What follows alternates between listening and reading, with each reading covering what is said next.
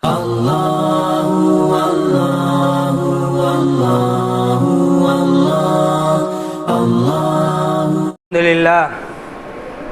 لله نحمده ونستعينه ونستغفره ونؤمن به ونتوكل عليه ونعوذ بالله من شرور أنفسنا ومن سيئات أعمالنا من يهده الله فلا مضل له ومن يضلله فلا هادي له ونشهد أن لا إله إلا الله وأشهد أن محمدا عبده ورسوله أما بعد فإن خير الحديث كتاب الله وإن خير الهدي هدي محمد صلى الله عليه وسلم وشر الأمور محدثاتها وكل محدثة بدعة وكل بدعة ضلالة وكل ضلالة في النار.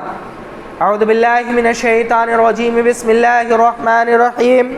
يا أيها الناس اتقوا ربكم الذي خلقكم من نفس واحدة وخلق منها زوجها وبث منهما رجالا كثيرا ونساء واتقوا الله الذي تساءلون به والأرحام إن الله كان عليكم رقيبا.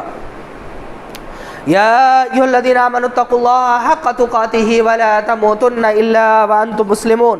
وقال وما أرسلناك إلا رحمة للعالمين. رب اشرح لي صدري ويسر لي أمري واحلل عقدة من لساني يفقهوا قولي رب زدني علما رب زدني علما. محترم حاضرین جمعہ، سب سے پہلے اللہ رب العالمین کی تعریف، توصیف، کبریائی، بڑائی، بزرگی اور عظمت، حمد و ثنا، تحمید، تحلیل کے بعد بے شمار درود و سلام نازل ہوں انبیاء کرام کے سلسلے پر، بالخصوص نبی آخر الزمان محمد بن عبداللہ خاتم النبیین سید المرسلین رحمت للعالمین شفیق المذنبین محمد بن عبداللہ صلی اللہ علیہ وسلم پر. پروردگار جیسے تو نے دنیا میں ہمیں ان کی امت ہونے کا شرف، اعزاز اور فخر دیا ہے، قیامت کے دن ان کے جھنڈے کے نیچے ہمیں جمع فرما اور ان کی شفاعت نصیب فرما، آمین. حضرات، میں نے آج کے خطبہ جمعہ کے لیے قرآن کریم کی آیت کا ایک ٹکڑا آپ کے سامنے رکھا ہے. آج کے خطبہ جمعہ میں میں اسی آیت کے تعلق سے چند باتیں رکھنے کی کوشش کروں گا. اس سے پہلے اپنی امت سے یا امت محمد سے، عام سے بھی اور علماء سے بھی ایک بڑی شکایت ہے. میں اسے بعد میں ذکر کروں، اسے پہلے میں چاہتا ہوں کہ اسے پہلے ذکر کر دوں تاکہ جو کچھ میں کہنے جا رہا ہوں اسے سمجھنا آسان ہو. رسول اکرم صلی اللہ علیہ وسلم کے بارے میں قرآن کریم نے کہا وَمَا أَرْسَلْنَاكَ إِلَّا رَحْمَةً لِّلْعَالَمِينَ. اے نبی صلی اللہ علیہ وسلم، ہم نے آپ کو دونوں جہانوں کے لیے رحمت بنا کر بھیجا ہے. رسول اکرم صلی اللہ علیہ وسلم کسی ایک گروہ، کسی ایک جماعت، کسی ایک قوم، کسی ایک مذہب، کسی امت کے لیے نہیں تھے. نہ آپ کے پیغامات، نہ آپ کی دی گئی قربانیاں، نہ انسانیت کے لیے کھینچے گئے اعلیٰ خطوط اور نہ انسانیت کے لیے بنائے گئے اعلیٰ رہنما اصول کسی امت کی جاگیر اور میراث تھے. کسی کو کسی سے عشق ہو جائے کوئی چارہ نہیں، صرف محمد پر امت محمد کا اجارہ تو نہیں. شاید میں شعر پڑھنے میں غلط ہوں لیکن ایک غیر مسلم شاعر نے یہ کہا تھا. نبی کریم صلی اللہ علیہ وسلم کی سیرت، آپ کا کردار، آپ کے انسانیت کے لیے کھینچے گئے خطوط، انسانیت کی بقا اور تحفظ کے لیے بنائے گئے رہنما اصول صرف مسلمانوں کی جاگیر نہیں تھے. آپ رحمت للعالمین ہیں. قرآن کریم نے اسی پر زور دیا ہے. ہم نے دو محاذوں پر غلطیاں کی ہیں جس کا خمیازہ بھگت رہے ہیں. رسول اکرم صلی اللہ علیہ وسلم کی پوری سیرت، پوری زندگی ایک آئینہ تھی. میں اس منبر سے بار بار یہ بات کہہ رہا ہوں کہ نبی کریم صلی اللہ علیہ وسلم کے بارے میں قرآن کریم نے دوسری جگہ کہا ہے کہ محمد صلی اللہ علیہ وسلم اسوہ ہے. لَقَدْ كَانَ لَكُمْ فِي رَسُولِ اللَّهِ أُسْوَةٌ حَسَنَةٌ. نبی کریم صلی اللہ علیہ وسلم آپ کے لیے اسوہ اور نمونہ ہے. ہم نے اسوہ کے محاذ پر اپنے آپ کو انتہائی ناکارہ ثابت کیا ہے. صورت و کردار سے لے کر کے اعمال تک، اجتماعیت تک، گھریلو معاملات تک، ریاست تک، سیاست تک، قیادت تک، کسی بھی مرحلے میں رسول اکرم صلی اللہ علیہ وسلم کو ہم نے آئینہ اور نمونہ نہیں بنایا۔ رسول اکرم صلی اللہ علیہ وسلم کی زندگی اور آپ کی سیرت کو سامنے رکھ کر کے ہم اپنے آپ کو کھڑا کریں اور سمجھنے کی کوشش کریں، شرم سے خود ڈوب جائیں گے۔ نہ ہمارے لباس، نہ ہمارے پہناوے، نہ ہمارا انداز، نہ ہماری زبان، نہ ہمارا کردار، نہ ہمارا عمل، نہ ہمارا رہن سہن، نہ ہماری بول چال، نہ ہماری تجارت، نہ ہمارے کاروبار، نہ ہمارے مسائل، کون چیز ایسی شے ہے جسے ہم رسول اکرم صلی اللہ علیہ وسلم کے کردار کے سانچے میں ڈھال کر کے دنیا کے سامنے پیش کرنے کی طاقت، قوت اور ہمت رکھتے ہیں؟ آج لوگوں کو رسول اکرم صلی اللہ علیہ وسلم کی سیرت پر انگلی اٹھانے کا اگر موقع ملا ہے تو اس میں مسلمانوں ہم سب کے کردار کا بھی ایک بڑا حصہ ہے۔ ہم نے اپنے کردار سے متاثر کیا ہے لوگوں کو کہ رسول اکرم صلی اللہ علیہ وسلم کی ذات کے بارے میں کچھ سوچا جائے، اور یہ ہمارے لیے کتنی انتہائی شرم کی بات ہے۔ ایک صحابی رسول کو رسول اکرم صلی اللہ علیہ وسلم نے اپنے خیمے کی حفاظت کی ذمہ داری دی تھی۔ اتنے تیر لگے کہ وہ کھڑے نہیں ہو سکتے تھے۔ لوگوں نے وہاں سے ہٹانے کی کوشش کی تو انہوں نے کہا کہ آپ خیریت بعد میں معلوم کر لیجئے گا۔ لوگوں نے کہا کہ آپ یہاں سے ہٹ جائیے، ہم اس کی ذمہ داری کسی اور دوسرے آدمی کو لگا دیتے ہیں۔ انہوں نے کہا میں نے رسول اکرم صلی اللہ علیہ وسلم سے وعدہ کیا ہے کہ جب تک میرے جسم میں جان ہے میں آپ کے خیمے کی حفاظت سے نہیں ہٹ سکتا ہوں۔ رسول اکرم صلی اللہ علیہ وسلم کے اعمال کو، آپ کے کردار کو، آپ کے معاملات کو، آپ سے کیے گئے وعدے کو مسلمانوں نے نبھانے کے لیے آخری مرحلے تک گئے ہیں۔ ان معاملات میں ہم نے بہت مایوس کیا، اور دوسری سب سے بڑی غلطی ہم نے کی کہ رسول اکرم صلی اللہ علیہ وسلم انسانیت کے لیے کتنا فائدہ مند ہے اسے لوگوں تک پہنچایا نہیں، اس کے لیے محنت نہیں کی، اس کے لیے کوشش نہیں کی، اس کے لیے آگے نہیں بڑھے۔ ہم نے کچھ بھی نہیں کیا۔ میں آج کے خطبہ جمعہ میں دراصل اسی موضوع کو آپ کے سامنے رکھنا چاہتا ہوں کہ پوری دنیا کے لیے رسول اکرم صلی اللہ علیہ وسلم نے کیسے خطوط کھینچے اور انسانیت نے کیسے کایا پلٹ کیا۔ میں سب سے پہلی مثال دیتا ہوں، حالات کو سدھارنے کے لیے عرب کی مثال دوں اور ہندوستان کی مثال دوں، کہیں کی بھی مثال دوں، دنیا کے کسی علاقے سے اٹھا لیجئے۔ یہی ہندوستان ہے جہاں نیچی اور دلت ذات کا شخص رام جی کی سلطنت میں، جسے آدرش حکومت مانا جاتا ہے، اللہ کی یا خدا کی یا بھگوان کی بھکتی کرنے کی کوشش کی تھی، اسے قتل کر دیا گیا تھا، سمبھک کہتے ہیں اسے۔ اٹھائیے کتاب، عربوں کی زندگی دیکھیے، غلاموں کی زندگی جانوروں سے بدتر تھی۔ انسانیت کے لیے اس پیغمبر نے کیا کیا ہے؟ پوری دنیا میں اس پیغمبر کے خلاف آواز اٹھانے والے یا ہم مسلمان اس کی سیرت کو نہ اپنانے والے اور ٹھکرا دینے والے اور اپنی نجات کسی اور جگہ ڈھونڈنے والے، سوچئے، زمین سے بلال کو اٹھایا،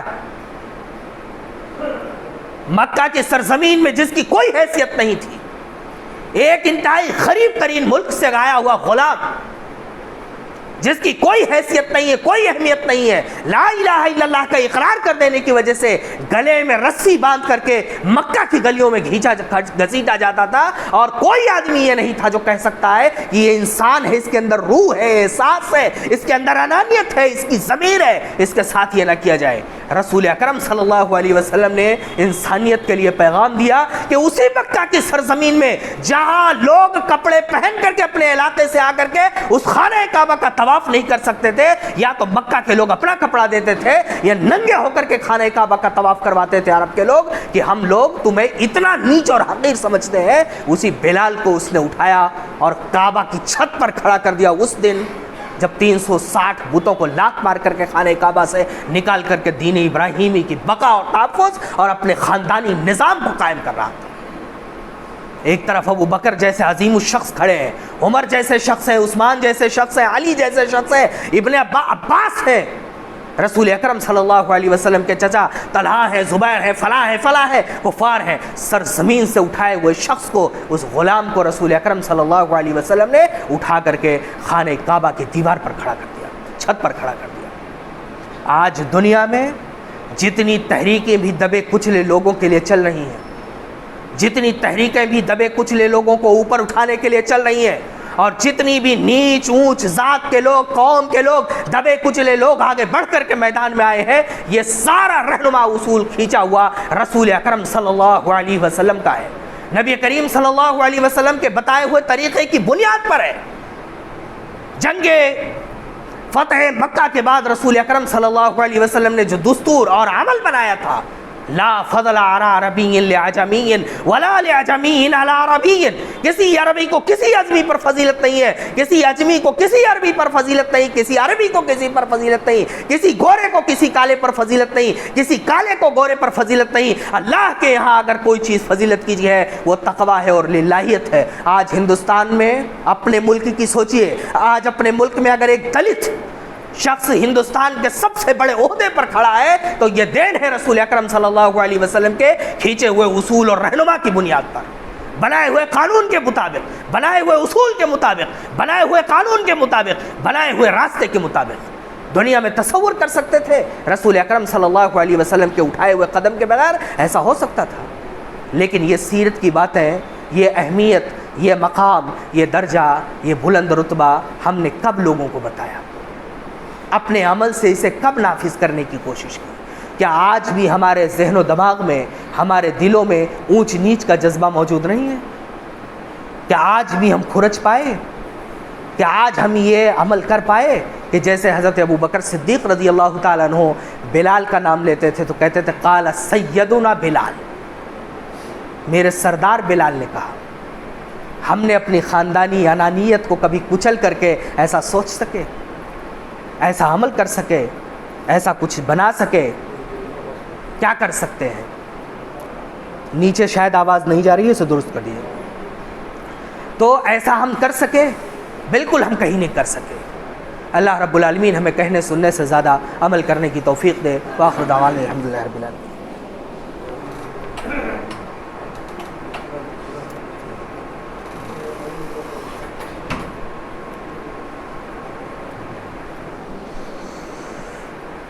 الحمد لله نحمده ونستعينه ونستغفره ونؤمن به ونتوكل عليه ونعوذ بالله من شرور أنفسنا ومن سيئات أعمالنا من يهده الله فلا مضل له ومن يضلل فلا هادي له ونشهد أن لا إله إلا الله وأشهد أن محمدا عبده ورسوله أما بعد فإن خير الحديث كتاب الله وإن خير الهدي هدي محمد صلى الله عليه وسلم وشر الأمور محدثاتها وكل محدثة بدعة وكل بدعة ضلالة وكل ضلالة في النار۔ اعوذ باللہ من الشیطان الرجیم، بسم اللہ الرحمن الرحیم، وما ارسلناک الا رحمۃ للعالمین۔ محترم حضرات، انسانیت کے لیے نبی کریم صلی اللہ علیہ وسلم کے کیے گئے مفید کاموں میں سے ایک کام کا آپ کے سامنے ذکر کیا۔ پوری دنیا میں آج جہاں بھی یہ تحریک زندہ ہے، اس کی بنیاد فتح مکہ میں خانہ کعبہ کے چوکھٹ پر کھڑے ہو کر کے آپ نے رکھی تھی۔ آپ کا اگر یہ احسان اور کرم انسانیت پر نہیں ہوتا تو آج بھی انسانیت طبقاتی نظام کے اسی دلدل میں الجھی ہوتی۔ دنیا کے ہر فرد کو یہ بتانے کی ضرورت ہے اور خود اپنے ذہن و دماغ اور ضمیر میں اتار لینے کی ضرورت ہے، لا فضل علی عربی ولا عجمی علی عربی، ہم میں سے کسی کی کوئی فضیلت کسی پر نہیں ہے سوائے تقوی کی بنیاد پر۔ دوسرا کام رسول اکرم صلی اللہ علیہ وسلم نے جو کیا وہ عورتوں کو ان کا مقام دلانا ہے۔ وہ کام عورتوں کو ان کا مقام دلانا ہے۔ رسول اکرم صلی اللہ علیہ وسلم کی ایک مشہور ترین روایت ہے، بہت مشہور ہے۔ آپ نے 3 ایسے افراد کا ذکر کیا جسے اللہ رب العالمین ڈبل اجر دیتا ہے، 2 ثواب دیتا ہے۔ آپ نے پہلا ذکر کیا وہ شخص جو بنو اسرائیل کے انبیاء پر ایمان لایا اور رسول اکرم صلی اللہ علیہ وسلم پر ایمان لایا تو اللہ اسے ڈبل اجر دیتا ہے۔ ایک اور ذکر کیا آپ صلی اللہ علیہ وسلم نے، کوئی غلام ہے وہ اپنے مالک کی بھی خدمت کرتا ہے اور اللہ رب العالمین کی بھی اطاعت کرتا ہے تو اللہ رب العالمین اسے ڈبل اجر دیتا ہے۔ تیسرے کا ذکر کرتے ہوئے اللہ کے رسول صلی اللہ علیہ وسلم نے فرمایا وہ عامتن، اور ایک لونڈی اس کے مالک کے پاس ہے، اسے مکمل اختیار ہے، فَأَدَّبَهَا احسن تعدیبہا، اس نے اسے تعلیم دی، ادب سکھایا، اور اس کے بعد اس لونڈی سے نکاح کر لیا تو اللہ رب العالمین اسے ڈبل اجر دے گا۔ رسول اکرم صلی اللہ علیہ وسلم کا یہ معمولی قدم نہیں ہے۔ عرب معاشرے میں ہی نہیں، پوری دنیا میں لونڈیوں کے ساتھ کتنا ظلم اور زیادتی کی جاتی تھی، ان کی حیثیت جانوروں سے بھی بدتر تھی۔ ان کے پیدا کیے گئے بچے جو مالک سے ہی پیدا ہوتے تھے پوری زندگی غلامی کی زندگی گزارتے تھے، کبھی بھی انہیں مقام، درجہ اور اہمیت نہیں مل سکتی تھی۔ پرانی جتنی بھی کتابیں موجود ہیں ان کو پڑھ کر کے دیکھیے، اگر کسی کی ماں بھی لونڈی ہے تو اسے وہ درجہ، وہ مقام کبھی بھی نہیں دیا جا سکتا ہے جو درجہ اور مقام آزاد لڑکے کو دیا جاتا ہے۔ رسول اکرم صلی اللہ علیہ وسلم نے نہ صرف اس سے شادی کرنے پر ابھارا بلکہ تعلیم دینے، تربیت دینے اور شادی کر لینے پر بھی ابھارا، اور ثواب کی لالچ ایسے دلائی کہ اگر یہ کام تم کرو گے تمہاری مرضی میں ہے، تم اس سے فائدہ اٹھا سکتے ہو، استفادہ کر سکتے ہو، لیکن اگر اس کے باوجود بھی اس لونڈی کو تعلیم دلاؤ گے، اسے پڑھاؤ گے، لکھاؤ گے اور اس سے شادی کر لو گے تو اللہ رب العالمین کے یہاں تمہارا ڈبل اجر ہوگا۔ اور یہ صرف رسول اکرم صلی اللہ علیہ وسلم نے کہا نہیں ہے، آپ نے کر کے دکھایا۔ میدان جہاد سے پکڑ کر کے لائی گئی صفیہ کو، جو ایک دشمن کی بیٹی تھی، رسول اکرم صلی اللہ علیہ وسلم نے امہات المومنین میں سے بنا دیا۔ میدان جنگ سے پکڑ کر کے لائی گئی ایک عورت کو رسول اکرم صلی اللہ علیہ وسلم نے اپنی جوزہ بنایا۔ ان کے اوپر جو قرض فرض تھا جسے ادا کر کے وہ آزاد ہو سکتی تھی وہ اپنے جیب سے ادا کیا، اور انہیں اٹھا کر کے امہات المومنین بنا دیا، ہم سب کی ماں بنا دیا، رہتی دنیا تک جو مسلمان پیدا ہوگا اس کی ماں بنا دیا۔ ماریہ قبطیہ جو ایک غلام کے طور پر حبشہ سے آئی تھی، رسول اکرم صلی اللہ علیہ وسلم نے انہیں امہات المومنین بنا دیا۔ آج ہم ماریہ قبطیہ رضی اللہ تعالیٰ عنہ کا نام لیتے ہوئے اپنی ماں کہنے پر مجبور ہیں، امہات المومنین کہتے ہیں۔ ان کی بہن شیری کو رسول اکرم صلی اللہ علیہ وسلم نے اپنے سب سے محبوب ترین شاعر حسان کی بیوی اور ان کے بیٹے کی ماں اور اتنی عظیم شخصیت بنا دی کہ تاریخ میں ان کا نام احترام سے لیا جاتا ہے۔ ایسے تاریخ کا مطالعہ کیجئے تو ہزاروں ایسی عورتیں ملیں گی جسے رسول اکرم صلی اللہ علیہ وسلم نے ایک مقام دلایا، ایک درجہ دلایا، انہیں وراثت میں حق دلایا، بلکہ کئی مواقع پر مردوں سے زیادہ حق انہیں ملا، انہیں مضبوط کیا رسول اکرم صلی اللہ علیہ وسلم نے، ان کے لیے مہر کو واجب قرار دیا، کسی طریقے سے ان کے مہر میں زیادتی کرنے کو حرام قرار دیا۔ رسول اکرم صلی اللہ علیہ وسلم نے انہیں زمین سے اٹھایا اور آسمان کی بلندیوں پر کھڑا کر دیا، یہاں تک کہ رسول اکرم صلی اللہ علیہ وسلم نے عورتوں کو وہ مقام دیا، وہ مرتبہ دیا، وہ حیثیت دی کہ حضرت بریرہ رضی اللہ تعالیٰ عنہ ایک لونڈی تھی۔ میں نے ابھی بتایا لونڈیوں کی حیثیت کیا ہوتی تھی۔ ایک لونڈی تھی، اپنے شوہر سے طلاق لے لیا یا انہیں طلاق لینے کا حق حاصل ہو گیا، کئی ایک روایتیں حدیث کی کتابوں میں بڑی پڑی ہیں۔ رسول اکرم صلی اللہ علیہ وسلم کے پاس ان کے شوہر مغیث آئے اور کہا رسول اکرم صلی اللہ علیہ وسلم میں اپنی اہلیہ کو نہیں چھوڑنا چاہتا ہوں، آپ انہیں سمجھائیے، وہ میرے ساتھ رہیں۔ اللہ کے رسول صلی اللہ علیہ وسلم نے بریرہ کو بلایا اور کہا بریرہ میں چاہتا ہوں تم مغیث کے ساتھ رہو، مغیث کو مت چھوڑو، وہ تم سے بہت محبت کرتے ہیں۔ بریرہ نے کہا رسول اکرم صلی اللہ علیہ وسلم یہ آپ کا حکم ہے یا فیصلہ ہے یا مشورہ ہے؟ یہ آپ کا فیصلہ ہے، حکم ہے یا مشورہ ہے؟ رسول اکرم صلی اللہ علیہ وسلم نے کہا بریرہ یہ حکم نہیں ہے، یہ فیصلہ بھی نہیں ہے، یہ میرا مشورہ ہے، میں تمہیں مشورہ دینا چاہتا ہوں کہ تم اپنے شوہر مغیث کے ساتھ رہو۔ بریرہ نے پلٹ کر کے کہا اللہ کے رسول مجھے یہ مشورہ قبول نہیں ہے، میں آپ کا یہ مشورہ نہیں مان سکتی ہوں۔ رسول اکرم صلی اللہ علیہ وسلم جو دو محاذوں پر کھڑے تھے، آپ کی دو مضبوط حیثیت تھی. ایک پیغمبر آخر الزماں تھے جن کے ماتھے پر پڑنے والا شکن قرآن کریم کی آیت بن جاتا تھا، جن کے ایک غصے کو بھی قرآن کریم نے کئی جگہ نقل کیا ہے، جو اللہ رب العالمین کے آخری پیغمبر آخر الزماں نبی تھے، اور اس کے ساتھ ساتھ ایک بڑی ریاست کے سلطان بھی تھے. بریرہ سے کہا ٹھیک ہے تم آزاد ہو، جو چاہو کرو، میں کچھ نہیں کر سکتا. تمہیں شریعت نے حق دیا ہے، میں مشورہ دے رہا تھا، تمہیں مشورہ قبول نہیں ہے، وہ اپنے رائے پر عمل کر سکتے ہو. تمہیں شریعت نے اختیار دیا ہے، تمہارے اختیار میں کوئی دخل اندازی نہیں کر سکتا ہے. آج معاشرہ 1400 سال آگے بڑھ چکا ہے. مسلمان ہونے کے ناطے اپنے دل پر ہاتھ رکھیے اور بتائیے، مسلمانوں میں جو اس رسول کی اتباع کرتے ہیں، کتنی بچیاں ہیں جو ہم آج یہ حق دینے کے لیے انہیں تیار ہیں، ان کی شادی کراتے ہوئے، آزاد لڑکیوں کو، اپنی بچیوں کو. کئی بار پوچھتے ہیں،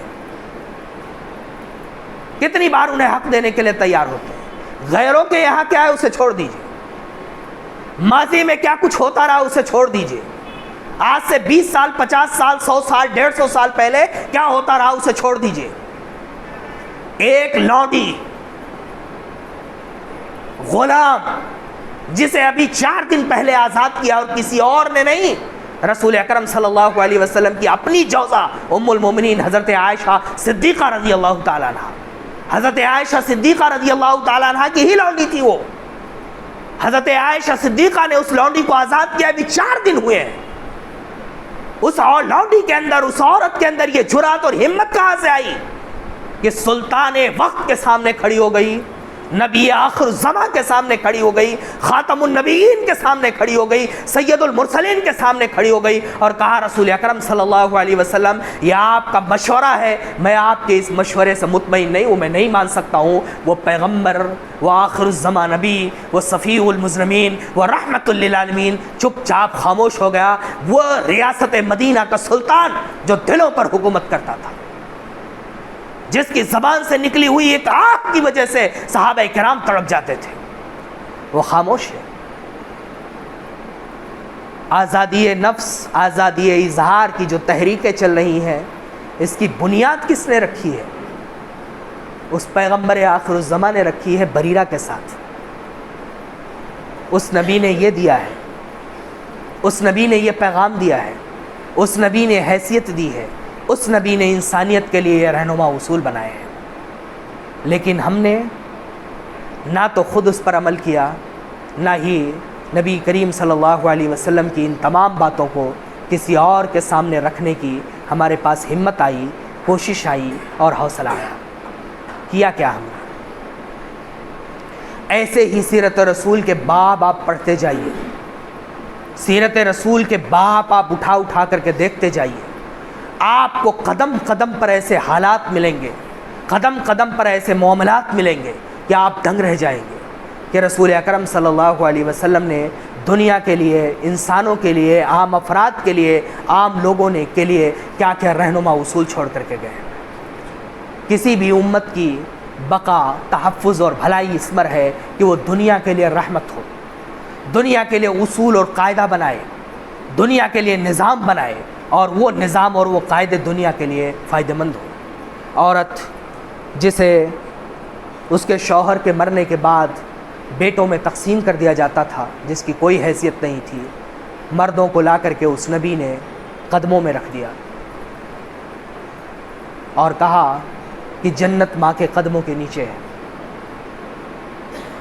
اس پیغمبر نے عورت کو مقام دلانے کے لیے بحیثیت بیٹی منبر سے کھڑے ہو کر کے اعلان کیا کہ جس کے گھر میں 3 بیٹیاں ہوں اور ان کی اعلیٰ پرورش کرے، اچھی تعلیم دے، ان کی اچھی طرح سے شادیاں کرائے، وہ شخص جنت میں جائے گا. میرے ساتھ ایسے رہے گا جیسے 2 انگلیوں کے درمیان فرق ہے. صحابہ کرام نے پوچھا رسول اکرم صلی اللہ علیہ وسلم اگر کسی کے پاس 1 ہی بیٹی ہو، 2 ہی بیٹیاں ہوں تو کہا تب بھی.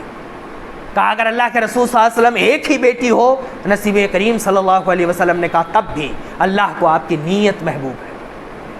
اس معاشرے میں جس کا ایک بڑا طبقہ اپنی بیٹیوں کو زندہ درگور کر دیا کرتا تھا، اس معاشرے میں جس میں لوگ بیٹیاں پالنا نہیں چاہتے تھے، اس معاشرے میں جس معاشرے میں بیٹیوں کی اہمیت نہیں تھی، رسول اکرم صلی اللہ علیہ وسلم نے یہ مقام، یہ حیثیت اور یہ مرتبہ دلا دیا کہ جنت میں اپنے برابر کر کے کھڑا کر دیا۔ 2 انگلیوں کے درمیان جیسے فرق ہے، 3 بیٹیوں، 2 بیٹیوں اور 1 بیٹیوں کی پرورش کرنے والا شخص رسول اکرم صلی اللہ علیہ وسلم کے ساتھ جنت میں ایسے چلا جائے گا۔ اور دنیا نے اس کا نتیجہ صرف 5-6 سال میں دیکھا۔ جب آپ مکہ میں حج کرنے آئے، آپ کے پاؤں میں ایک بیٹی آئی اور پکڑ لیا۔ رسول اکرم صلی اللہ علیہ وسلم جھکے اور کہا بیٹی کون ہو؟ کہا میں آپ کے چچا کی بیٹی ہوں، حمزہ کی، میں مکہ میں رہتی ہوں، میں آپ کے ساتھ جانا چاہتی ہوں۔ رسول اکرم صلی اللہ علیہ وسلم لے کر کے آئے، آپ کے جلیل القدر 3 صحابہ جھگڑا کر پڑے۔ وہ صحابی جو اگر کسی کو احساس تک ہوتا تھا کہ ناراض ہو گیا ہے تو تڑپ جاتے تھے۔ حضرت عثمان رضی اللہ تعالیٰ عنہ کی ایک روایت آتی ہے حضرت علی کے ساتھ کہ ایک مرتبہ حضرت عثمان بیٹھے ہوئے تھے، حضرت علی گزرے اور سلام کیا، انہوں نے سنا نہیں، جواب نہیں دیا، ان کو احساس ہوا شاید ناراض ہیں۔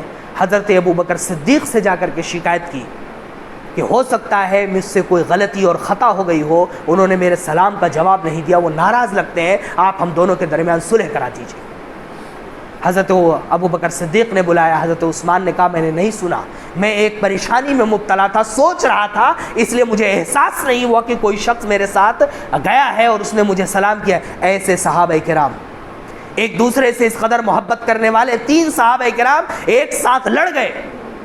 اللہ کے رسول صلی اللہ علیہ وسلم اس بیٹی کی پرورش کا حق مجھے ہے اور میں یہ حق کسی دوسرے کو نہیں دے سکتا ہوں۔ اس بیٹی کے ذریعے سے مجھے جنت کمانی ہے، اس بیٹی کے ذریعے سے مجھے اپنی عاقبت بنانی ہے، اس بچی کی پرورش کر کے اللہ کے قریب ہونا ہے، اس بچی کی پرورش کر کے جنت میں آپ کی قربت حاصل کرنی ہے۔ اللہ کے رسول صلی اللہ علیہ وسلم یہ بیٹی دینے کے لیے تیار نہیں ہوں۔ حضرت علی کہہ رہے ہیں یہ میرے چچا کے بیٹی ہے، میری بہن ہے۔ عباس کہتے ہیں تم چچا زاد بھائی ہو، ان کے چچا کے بیٹے ہو، تمہارے چچا ہو، میرے سگے بھائی تھے، اس بیٹی کی پرورش کا حق مجھے ہے۔ انصاری صحابی کہتے ہیں اللہ کے رسول صلی اللہ علیہ وسلم مدینہ میں آپ نے مواخات کرایا تھا، حمزہ میرے بھائی ہیں، اس بچی کی پرورش کی ذمہ داری میری ہے۔ تینوں صحابیوں میں سے کوئی بھی اپنے حق سے دستبردار ہونے کے لیے تیار نہیں ہے کہ اس بیٹی کی پرورش سے چوک نہ جائے، اسے ملنے والی جنت میں اللہ کے رسول کی قربت سے چوک نہ جائے، اسے ملنے والے اعجاز سے اور اللہ رب العالمین اور اس کے رسول نے جو وعدہ کیا ہے اس سے نہ چوک جائے۔ رسول اکرم صلی اللہ علیہ وسلم کو ایک اور راستہ ڈال کر کے اس کا فیصلہ کرنا پڑا اور کہا کہ چونکہ اس بیٹی کی سگی خالہ عباس کے پاس ہیں، ان کی جوزیت میں ہے اور خالہ ماں کے درجے میں ہے، اس لیے اس بچی کی پرورش کا اعجاز عباس کو میں دیتا ہوں، اپنے چچا کو دیتا ہوں، کیونکہ خالہ ماں کے درجے میں ہوتی ہے۔ صرف ماں کو یہ مقام نہیں دلایا رسول اکرم صلی اللہ علیہ وسلم نے، بلکہ ماں کو خالہ کے درجے میں رکھ کر کے اس کا مقام اور درجہ بھی اسی طرح کر دیا۔ ایک صحابی نے پوچھا میری ماں زندہ نہیں ہے، میں کس کی خدمت کر کے اپنی ماں کا ثواب حاصل کر سکوں؟ کہا تمہاری خالہ زندہ ہے؟ کہا ہاں ہماری خالہ زندہ ہے۔ کہا وہ ماں کے درجے میں ہے، ان کی خدمت کرو۔ ماں کی خدمت کا جو ثواب ہے وہی خالہ کی خدمت کا ثواب ہے۔ اگر ماں کی خدمت کا موقع نہیں ملا تو محروم نہیں ہو، خالہ کی خدمت کرو، ان کا مقام، ان کا درجہ بھی اسی طریقے سے ہے جیسے مقام اور درجہ ہے۔ یہ عرب نے کب دیکھا؟ یہ عرب کے معاشرے نے کیسے دیکھا؟ یہ ایک بچی کی پرورش کرنے والے، آپس میں انتہائی محبت کرنے والے صحابہ کرام رسول کے سامنے کھڑے ہیں اور اپنے حق سے دستبردار ہونے کے لیے تیار نہیں ہے۔ رسول اس کی حق تربیت کا حق مجھے ملنا چاہیے، صرف مجھے ملنا چاہیے، صرف مجھے ملنا چاہیے، میرا حق ہے۔ کیوں؟ رسول اکرم صلی اللہ علیہ وسلم نے مقام دلایا بیٹیوں کو، عورتوں کو عزت دلایا، عورتوں کی اہمیت دلائی اور انہیں حیثیت دلایا، اور یہ اعلان کر دیا کہ ایک بیٹی کی بھی پرورش کرو گے، اچھی تعلیم دو گے، شادی اچھی طریقے سے کر دو گے، جنت میں میری معیت ایسے ملے گی جیسے 2 انگلیوں کے درمیان فرق ہے۔ یہ عرب معاشرے نے دیکھا۔ لہذا کہنے کا مقصد اور مطلب یہ ہے کہ ہمیں 2 محاذوں پر محنت اور کوشش کرنی ہے۔ ایسے اور 1000 مثالیں سیرت کی کتابوں میں ہیں، مجھے موقع ملا تو انشاءاللہ میں اور مثالیں آپ کے سامنے رکھنے کی کوشش کروں گا۔ ایسی 1000 مثالیں ہیں جسے عام کرنے کی ضرورت ہے۔ اور یہ جملہ بہت مضبوطی سے گاٹھ باندھ کر کے رکھ لیجئے کہ اگر رسول اکرم صلی اللہ علیہ وسلم کی بعثت نہ ہوئی ہوتی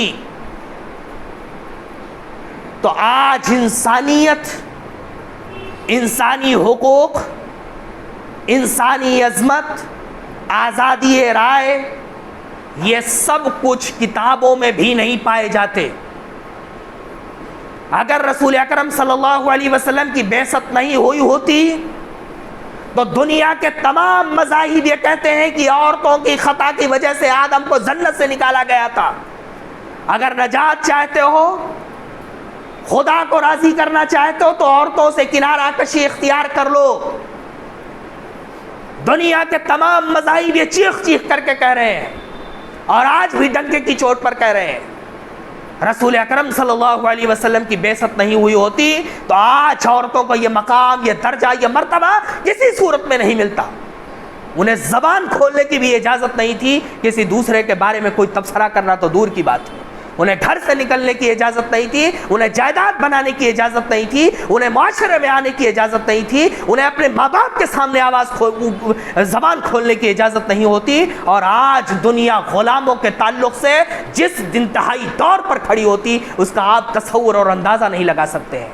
یہ سب کچھ برکت ہے اس پیغمبر آخر الزماں، اس خاتم النبیین، اس سید المرسلین، اس شفیع المذنبین کا، جس نے دنیا کو ایک روشنی دکھائی اور 23 سالہ زندگی میں سب پر عمل کر کے دکھا دیا۔ اپنے پیچھے ایک ایسی جماعت چھوڑی جس نے صرف 70 سال میں، 80 سال میں پوری دنیا میں اس روشنی کو پھیلا دیا۔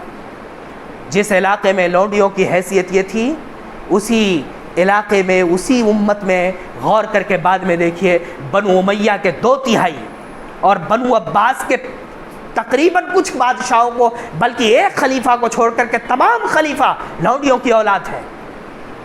امت نے ان لوگوں کو اپنا سرتاج بنایا، اپنا خلیفۃ المسلمین بنایا، اپنا امیر المومنین بنایا، جن کی ماں لونڈیاں تھی۔ مامون جو ہماری سلطنت کا اتنا مضبوط شخص ہے، جسے امیر المومنین کہا جاتا ہے، ہارون رشید جسے امیر المومنین کہا جاتا ہے، معتصم جسے امیر المومنین کہا جاتا ہے، اور جتنے بھی سلاطین ہیں، جتنے امیر المومنین ہیں، سب لونڈیوں کی اولاد ہیں۔ یہ کس نے اعزاز دلایا، کس نے مقام دلایا، کس نے حیثیت دلائی؟ اس پیغمبر آخر الزمان نے حیثیت دلائی۔ آج اگر اس کی بعثت نہ ہوئی ہوتی تو دنیا آج بھی اندھیروں میں سسک رہی ہوتی۔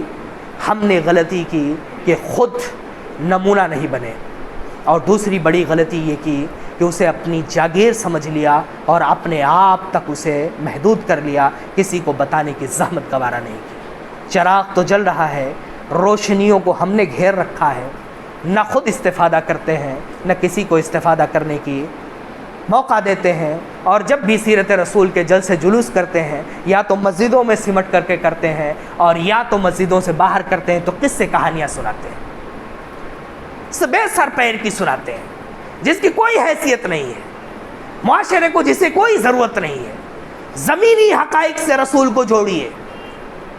رسول زمینی حقائق کو درست کرنے کے لیے آئے تھے، رسول انسانیت کو درست کرنے کے لیے آئے تھے۔ پروردگار ہمیں کہنے سننے سے زیادہ عمل کرنے کی توفیق دے۔ اللہ رب العالمین ہمیں ہمت دے، حوصلہ دے، توفیق دے کہ تیرے رسول کی کما حق ہوئے اطاعت کر سکیں۔ اللہ رب العالمین دنیا میں مسلمان جہاں کہیں بھی پریشان حال ہیں، پروردگار ان کی پریشانیوں کو دور فرما، غیب سے ان کے مدد کی کوئی سبیل عطا فرما۔ اور اللہ رب العالمین تو سے دعا گو ہے کہ ہم میں جو بیمار ہیں انہیں شفاء کلی عطا فرما۔ اللہ رب العالمین ہم میں سے جو انتقال کر گئے ہیں ان کی قبروں کو نور سے بھر دے، انہیں جنت الفردوس میں اعلیٰ سے اعلیٰ مقام دے۔ اللہ رب العالمین ہم تیرے بندے ہیں، گنہگار ہیں، خطاکار ہیں، لیکن پروردگار ہم تیرے نبی کے ماننے والے امتی ہیں۔ اللہ رب العالمین ہمیں ہمت دے، حوصلہ دے، توفیق دے کہ ہم تیرے رسول کے بتائے ہوئے طریقے پر چل سکیں، تیرے رسول کے تعلیمات کو عام کر سکیں، انہیں آگے بڑھا سکیں۔ اللہ رب العالمین تیرے بندے، تیرے مخلوقات، جاندار بھی، بے جان بھی، زباندار بھی اور بے زبان بھی، پانی کے قلت کی وجہ سے پریشان حال ہیں۔ رب العالمین ہم تمام گنہگار خطاکار لوگ اپنی نیکیوں کو وسیلہ بنا کر کے، اپنے ٹوٹے پھوٹی عبادتوں کو وسیلہ بنا کر کے تیرے دربار میں دعا کرتے ہیں، پروردگار اپنی رحمتوں سے ہمارے اوپر شفقت کر، مہربانی کر، اور بارش ہمارے اوپر نازل فرما۔ اللہ رب العالمین ہم میں سے جو دین اسلام سے دور ہیں، پروردگار انہیں دین اسلام کی طرف لوٹنے کی توفیق دے۔ اللہ رب العالمین ہمیں سیرت کو زیادہ سے زیادہ پڑھنے اور اسے عام کرنے کی توفیق دے۔ اللہ رب العالمین ہمیں ہمت دے، حوصلہ دے، توفیق دے پروردگار کہ ہم اپنے بزرگوں کی وراثتوں کی حفاظت کر سکیں، اپنے دین کی حفاظت کر سکیں، اپنے ملت کی حفاظت کر سکیں، اپنے مذہبی تشخص کی حفاظت کر سکیں۔ اللہ رب العالمین ہمیں ہمت دے، حوصلہ دے کہ ہم اپنے آنے والی نسلوں کو دین کے لیے مخلص بنا سکیں، انہیں دین کے لیے بہتر بنا سکیں، دین کے لیے اچھا بنا سکیں، دین پر عمل کرنے والا بنا سکیں۔ وآخر دعوانا الحمدللہ رب العالمین۔ اللہم صلی علی محمد وعلی آل محمد کما صلیت علی ابراہیم وعلی آل ابراہیم انک حمید مجید۔ اللہم بارک علی محمد وعلی آل محمد کما بارکت علی ابراہیم وعلی آل ابراہیم انک حمید مجید۔ ان اللہ یأمرکم بالعدل والإحسان وإیتاء ذی القربى وینہی عن الفحشاء والمنکر والبغی یعظکم لعلکم تذکرون اذکروا اللہ یذکرکم واستجب لکم ولذکر اللہ تعالی وأولی وأجل وأتم وأکبر۔